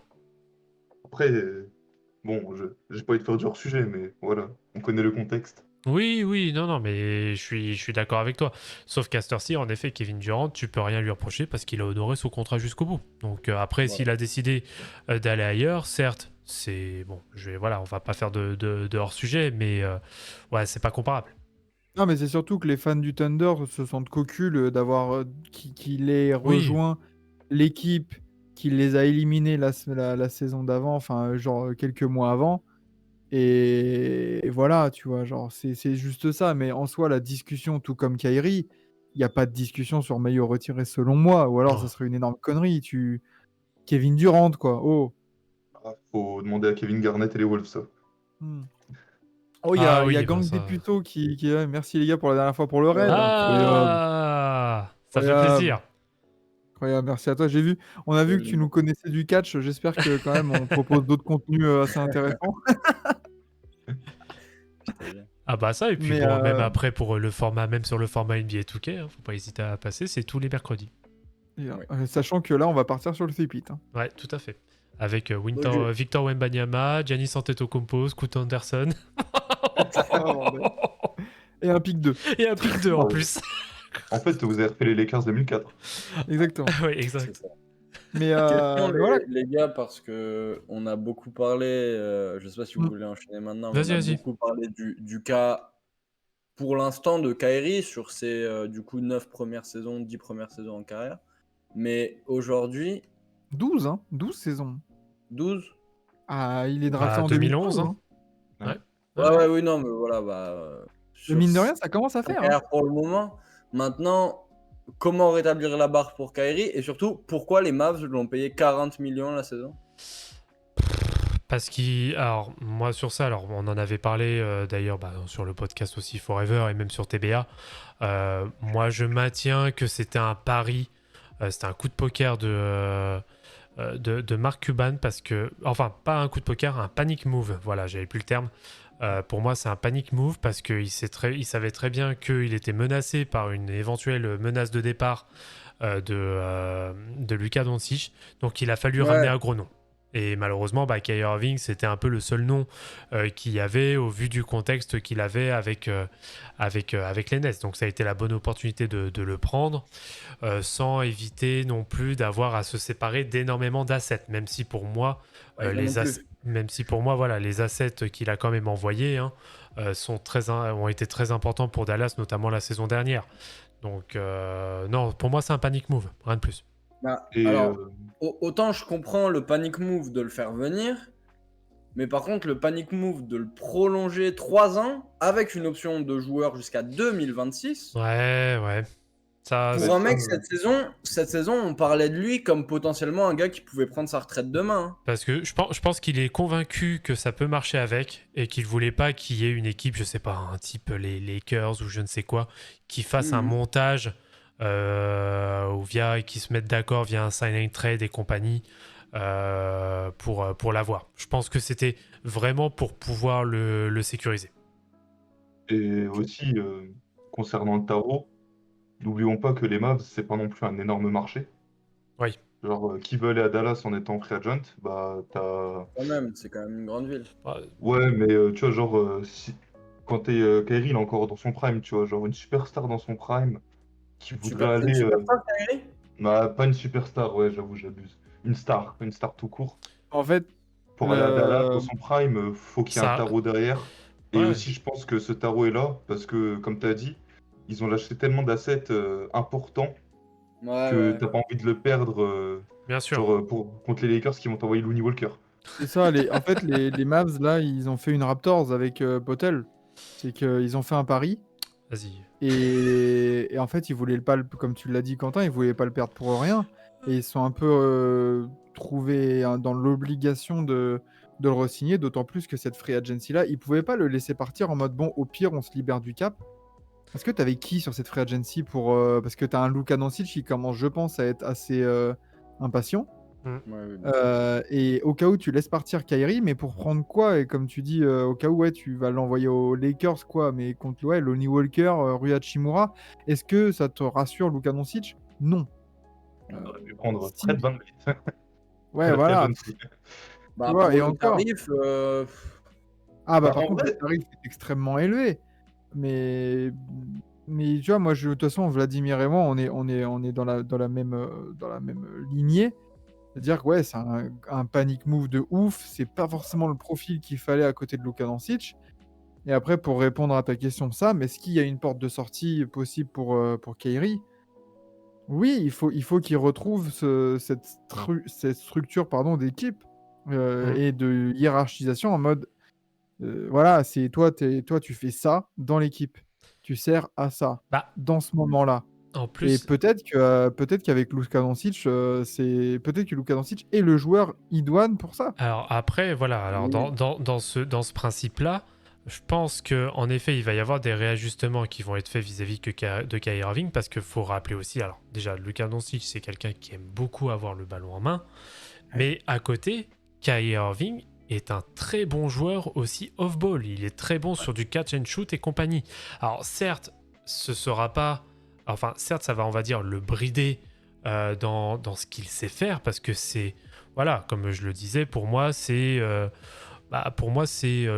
meilleur manieur de ballon de l'histoire. Je le mets même devant un Allen Iverson, un Isaiah Thomas et compagnie. Ouais. Mais après, c'est pas un créateur pur et dur. En tout cas, c'est un excellent créateur pour lui-même, mais pas pour ses gars.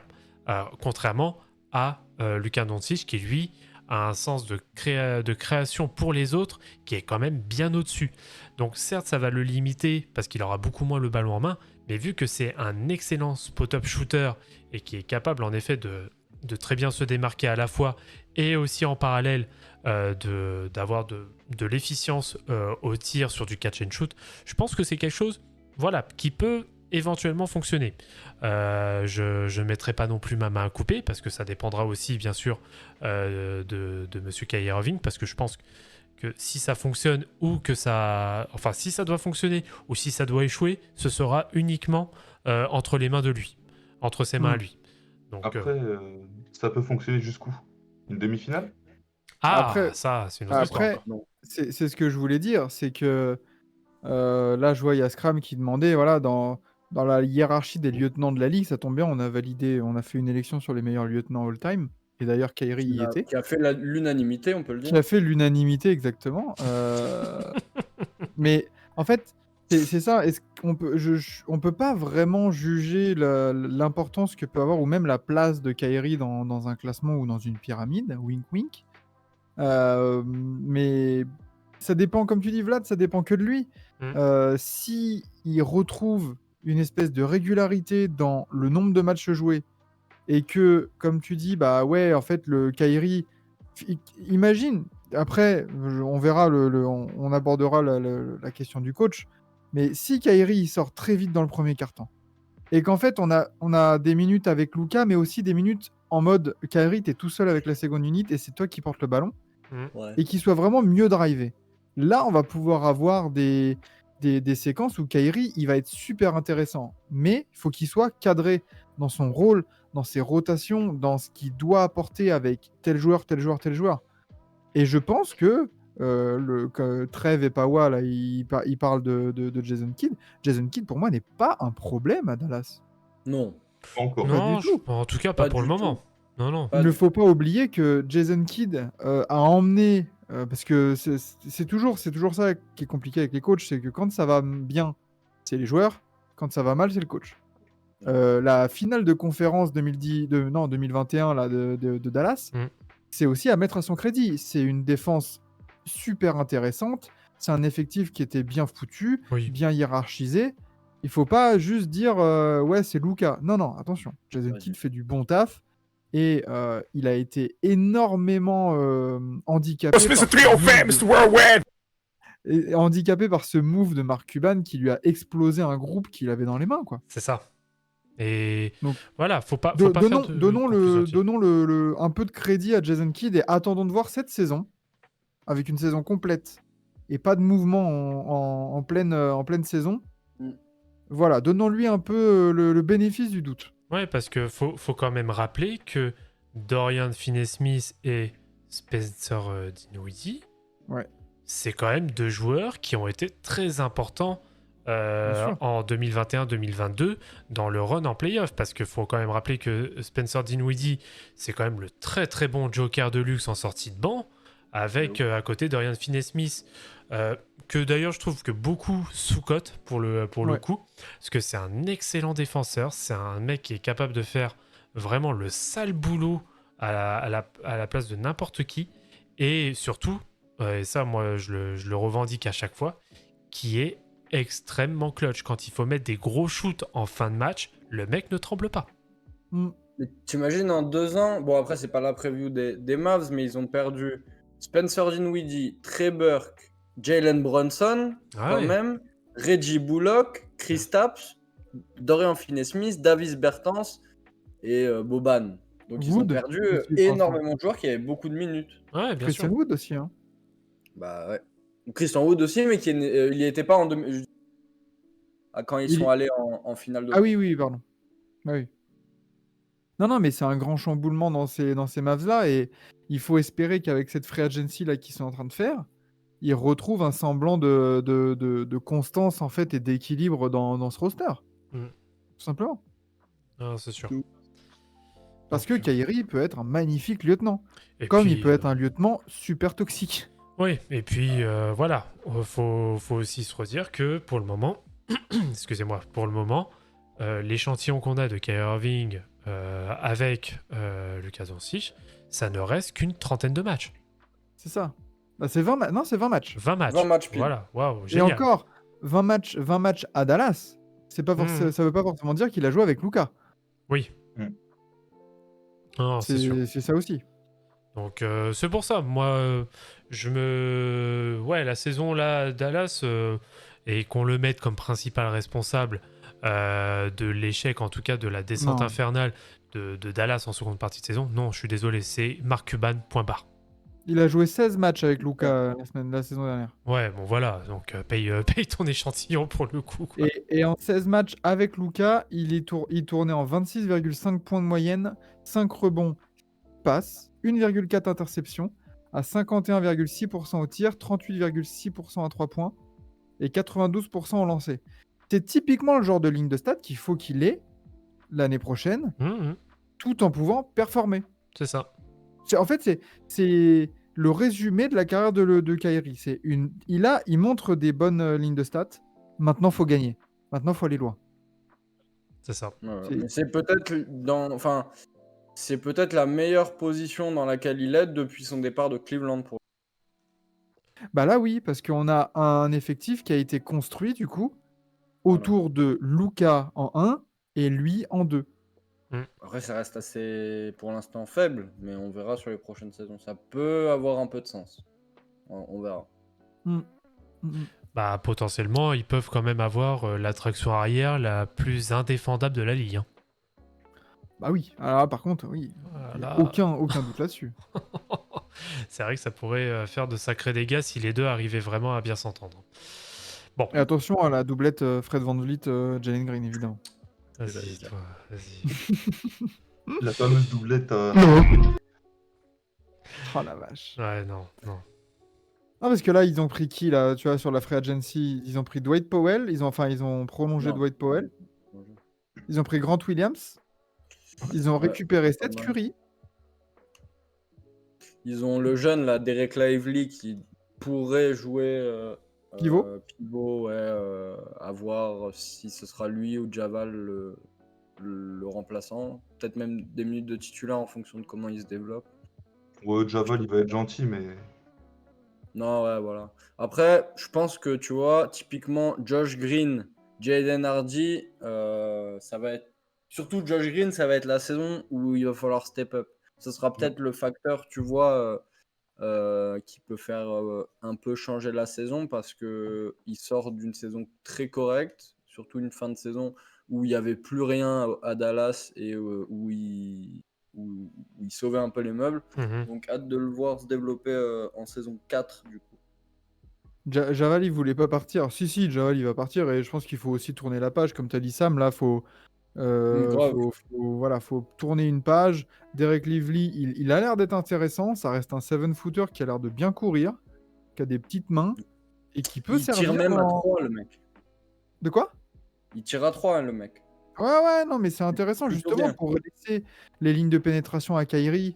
C'est tout à fait intéressant d'avoir ce genre de profil qui ressemble au profil de Javal McGee, avec le tir 3 points en plus. Après, est-ce que... Parce que c'est un rookie, quoi, tu vois, donc est-ce que tu peux fonder tous tes espoirs dessus? Mais tu Ah fondes pas non. tous tes espoirs. Non, mais tu Non, peux le mais quand je développer. dis tous T'as tes Powell espoirs... au cas où. Quand je dis tous tes espoirs, tu vois, en mode, c'est lui qui va te faire passer un espèce de step, tu vois, avec la rotation En fait, intérieure. J'ai un c'est doute. c'est là où Dallas, avec le fait d'avoir vraiment deux énormes superstars en Doncic et Irving sur la ligne arrière, et que t'as pas besoin après que ton pivot ça soit un pivot scoreur. Tu as besoin d'un mec qui fasse les boueurs, qui court, qui apporte une défense à l'intérieur et une protection de cercle. Et ça, honnêtement, n'importe quel rookie pourrait le faire. Tu auras sûrement des problèmes de faute et tout ça, mais en vrai, dans le hustle et dans ce qu'il peut apporter, c'est pas si handicapant que ça, tu vois. Tu vas pas demander à Derek Lively de scorer même ne serait-ce que 10 points par match. Oh, c'est Tu sûr. vas, tu vas lui demander d'avoir une ligne de stats en 6 points, 9 rebonds, peut-être un ou deux contre, allez, des trucs comme ça, mais point barre, tu vois. C'est tout. Ouais. Non, bah, on Mm. verra bien par la suite. Est-ce que vous avez d'autres choses à ajouter, messieurs, Non. concernant l'intéressé? Parce que je pense qu'on Non, a on a fait un bon plutôt tour, hein. bien abordé un peu tous les sujets en vrai, hein, en Oh, bon et en mauvais. ah oui, dernière chose, c'est vrai qu'on n'a pas trop abordé. Concernant son entourage, Ah, notamment. ça, je n'ai pas. Bah, parce que son entourage, alors qu'on me corrige, là c'est vrai que j'ai pas vérifié l'info, mais à ma connaissance, son conseiller slash agent, entre guillemets, c'est toujours son père. Là, je le précise, cela ne nous regarde pas. Je crois que c'est toujours son père et c'est un peu lui aussi qui, Hmm. en tout cas de ce qui est relayé à chaque fois, c'est un peu ça à chaque fois qui fout la cisanie, notamment dans sa prise de décision. Alors est-ce qu'il n'y a pas en effet une certaine influence vu que c'est la famille hein, pour le coup. Donc tu penses bien sûr, bah, la famille pense toujours à ton bien, etc. etc. Et donc derrière, bah, t'as pas forcément, on va dire, j'ai la clairvoyance, mais c'est pas la clairvoyance, mais en tout cas La la lucidité. lucidité, merci. Alors, Let's go. il y a eu Non, mais des de toute news. façon, Tu c'est tombes, toujours. tu tombes mal, figure-toi. Bon, c'est un peu pareil, hein, si tu veux, mais il a changé d'agent, Ok. Kyrie, du coup, au début du mois, donc là, le 4 Ah, juillet donc, de cette année, selon Shams. Et son nouvel agent n'est autre que sa belle-mère, donc la deuxième femme de son père. Oh toujours. putain. Et c'est la première, a priori, Oh. première femme afro-américaine à être Agent de joueur. agent NBA. Agent de D'accord. joueur NBA. De toute façon, c'est toujours très compliqué, mais pas seulement en NBA, hein, quand tu as de la famille Ouais. qui s'imbrique un peu dans les considérations d'agents et tout ça. Oui, voilà, comme disait Gang des Puceaux, voilà. On voit aussi l'oncle de Kawhi, tu vois, rien qu'en Mhm. NBA. Mm. Ça a été aussi un point de discussion assez touchy, on va dire.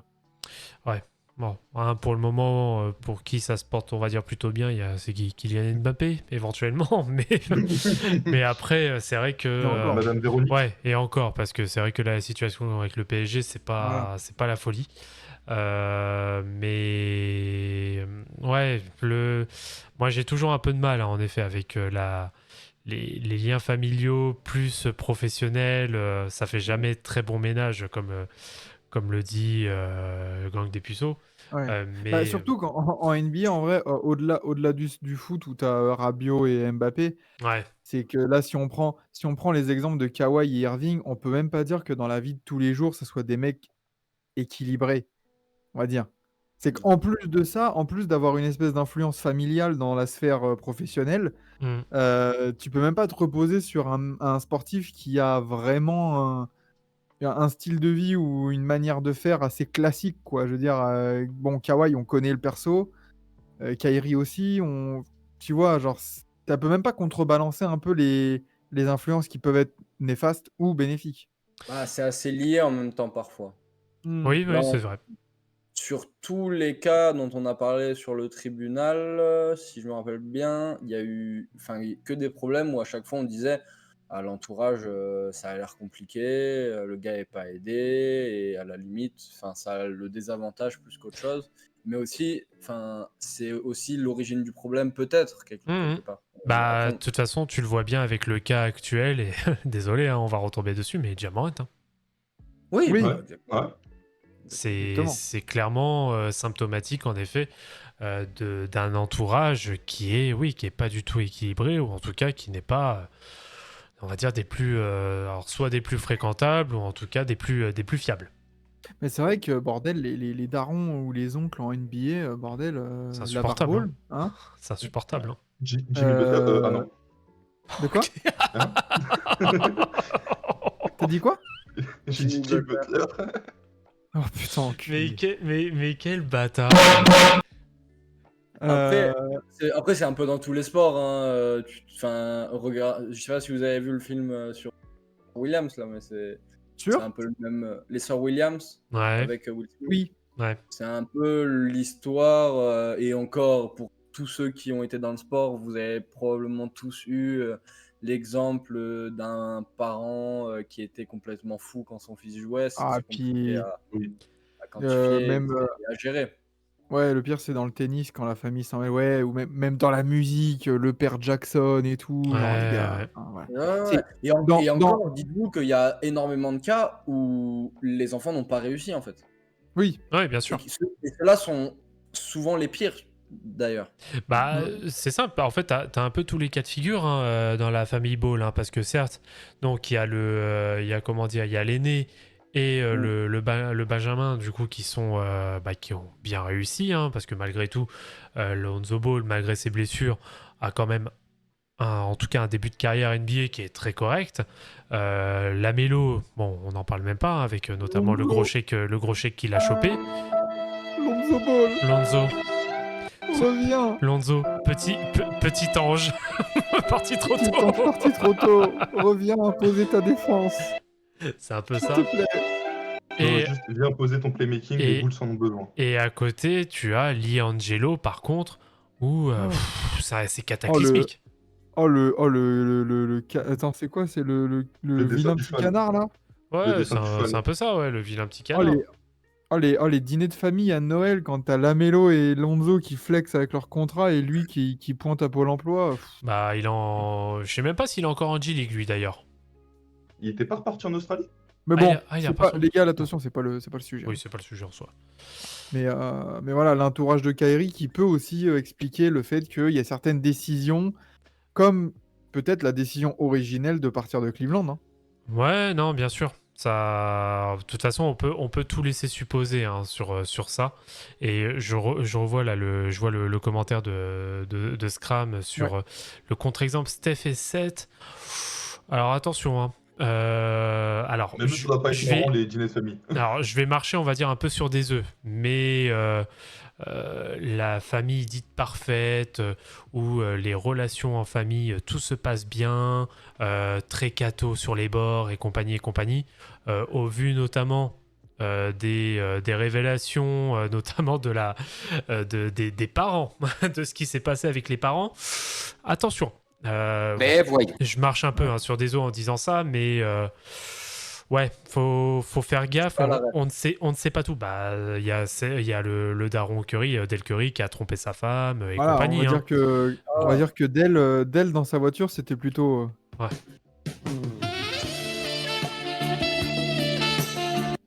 Voilà, pas fou, quoi. c'était un peu compliqué. Donc ouais, alors attention. Pour le moment, Surtout que la famille, la famille Curie, la famille Madame Curie. Curie, mes hommages. Ah Bonsoir oui. madame, bonsoir madame.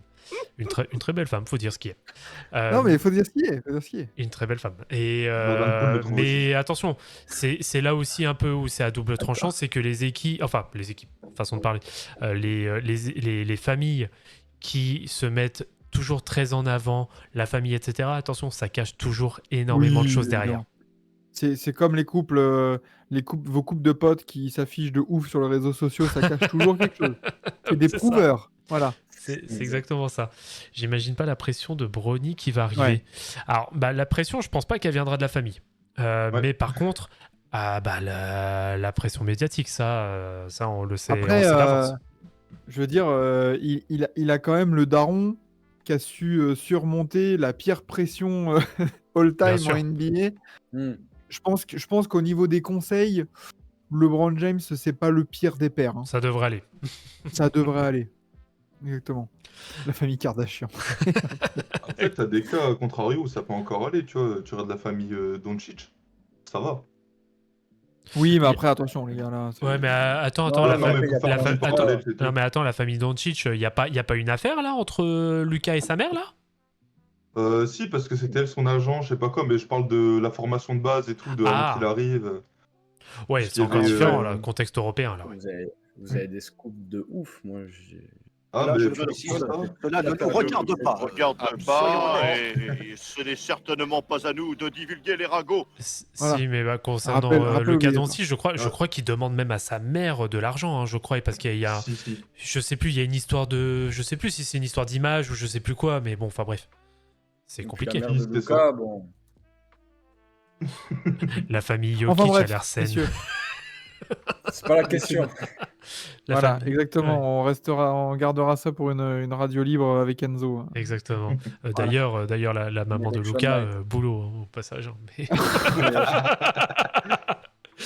mais bon, ouais, on s'écarte un peu du sujet. Voilà, c'est vrai qu'on Monsieur on Juge. connaît pas tout et c'est pas plus mal comme ça, exactement. Ça. Oui, Nous, mettre on avec se la concentre planche. sur le terrain. Mettre avec la Voilà. planche, que souhaitez-vous dire?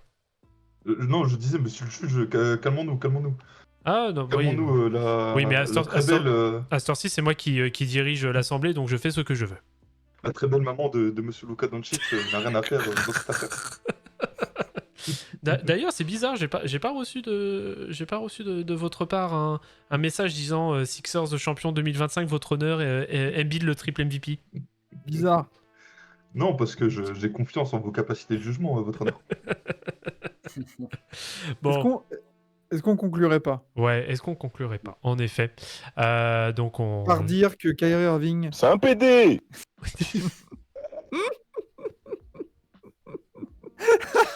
Oh putain. Oh putain. Ah oui, non, c'est un putain de dribbleur, ça je confirme. c'est un putain de dribbler, exactement. Ah non, pour le coup. Bah, du coup, quels sont, pour chacun, là, vous trois, du coup, quelles sont vos demandes en termes de jugement, en termes d'éventuelles punitions, de sentences? Oh, allez. Moi, je réclame juste des petits travaux d'intérêt généraux euh, chez la NASA. Il va apprendre un peu que la Terre, elle est ronde. Avec Mais Thomas Pesquet. moi, le côté, en fait, le cocktail des blessures, les mauvais choix qui lui incombent aussi, hein, mais voilà. euh, les blessures, mauvais choix, les décisions des front office, la hiérarchie. Enfin, en fait, il y a beaucoup trop pour moi de facteurs extérieurs qui viennent influer sur la carrière en global. Et ça reste, quand il est sur le terrain, ça reste un magnifique joueur. Le problème, c'est qu'on l'a dit, il y a eu beaucoup d'environnements qui n'étaient pas propices à son développement, à son exposition. Tiens, d'ailleurs, au passage, Quentin, je te laisse regarder sur le live les highlights qui sont en train de passer. C'est bien, après nous les Cavs on les a sweep en finale avant. Je m'en fous. Justement, alors, Quentin, qu'est-ce que tu dis, toi? Oui. Moi, je réclame 18 mois de sursis, comme les émeutiers. Euh, Bien sûr, avec port de bracelet électronique. Et je réclame des travaux d'intérêt généraux avec minimum une demi-finale de conférence 2024. Minimum. Ah oui, quand D'accord. même. Ouais, c'est... Ouais. Ça demande beaucoup. Et du coup, si... ouais, quand même. Demi-finale de conf. Oui. Ah Ah, oui, ok, ah ok, oui. ok, ok, ok. T'as Luka et Doncic dans ton équipe. Luka et Doncic. Ouais. T'as Luka et Kyrie dans ton équipe. Aïe, aïe, aïe, aïe. C'est pas Ah, Luka dites-vous. Porzingis, hein. Tu dois pas Ouais, savoir. là, Kyrie Irving, il a aucune excuse. Il a Luka et Curry dans son équipe. Oh, Attends. quand même. Non, bien sûr, bien sûr, bien sûr. Et pour toi, Sam? Moi, écoute, je demande une mise sous tutelle de Kyrie Irving. Parce que tu peux être un leader dans ta communauté et également un très bon joueur de basket. Il y a énormément de joueurs qui l'ont montré jusqu'ici. Peut-être un petit bracelet électronique pour le tenir à l'écart des boîtes de nuit et clubs de striptease de sa région. Et également un petit sursis pour le public pour l'avoir overrated AF. Pas tout mal. Très bien. Eh ben, écoutez, messieurs, je vais retourner dans mon bureau réfléchir à la sentence. Tu peux-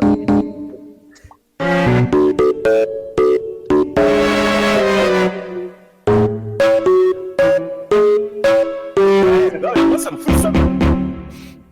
Pom, pom, pom. Alors, Oh, concernant bordel. l'accusé Kyrie Irving, d'ailleurs dit l'Australien. Alors, déjà, le jury, le juge Ah, t'as coupable. saturé la soundboard? Ouais, c'est pas grave. C'est pas grave, on va trigger un peu tout ça. C'est pas très grave. Donc déjà, moi, je le reconnais coupable. Coupable de son comportement. Coupable parce qu'il est quand même, pour moi, le principal responsable de ce qui se passe. Parce qu'on va prendre l'effet qu'on appelle papillon, où la décision de base qui a entraîné un peu tout ce marasme depuis 2018, c'est quand même sa décision de partir de Cleveland. Oui. Et il l'a aussi derrière plus ou moins maîtrisé aussi son avenir en redemandant un trade, etc., etc. Donc en fait à chaque équipe où il a été, il a demandé derrière automatiquement le trade. Donc au bout d'un moment, on ne peut pas faire revenir non plus les responsabilités toujours aux autres. Au bout d'un moment, il faut aussi se remettre en question, malgré que je le souligne une nouvelle fois. Malgré le joueur exceptionnel qu'il est, je ne redirai pas tout le grand bien que je pense de lui en tant que joueur, mais par contre, oui, la partie vraiment gestion de carrière personnelle, etc., c'est hyper compliqué et il ne peut s'en vouloir qu'à lui-même et aussi à son entourage à côté. Donc pour moi, pour le coup, je vais aller dans votre sens, sachant que là, il a une énième chance avec Dallas de faire potentiellement de belles choses. Donc je vais partir aussi sur du 18 mois. On va l'appeler l'émeutier. Maintenant, on va l'appeler Kyrie Irving l'émeutier. Combien 18 mois. 18 mois avec une éventuelle remise de peine si déjà ça se qualifie bien en playoff et que ça fait une bonne saison. Sachant que dans mes hot takes pour Forever, je disais qu'il serait All-Star l'année prochaine. C'est scandaleux. Voilà. C'est scandaleux, monsieur le juge. Pardon ? C'est scandaleux. Pardon ? C'est scandaleux. Non mais... Voilà. Quelle humiliation! Ça c'est cadeau pour les gens qui sont dans le chat. Saturation à tout va. Mais oui, donc du coup, 18 mois avec sursis, avec obligation de pointer tous les jours au commissariat, tous les soirs. Et ce sera déjà pas mal. Allez, ça va. Et prison ferme pour Sean Marks.